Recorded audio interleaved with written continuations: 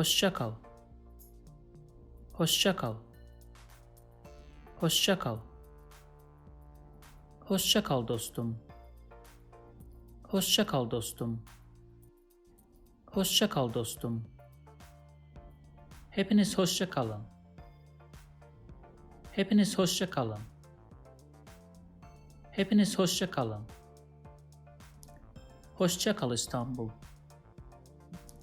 Hoşça kal İstanbul.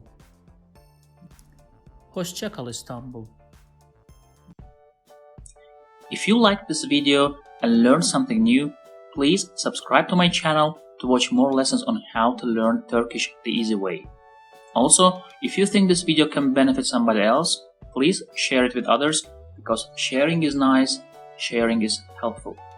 Last, if you have any comment or request, please provide your feedback in the comment section below and I'll do my best to respond as soon as possible. Thanks for watching and see you in the next lessons.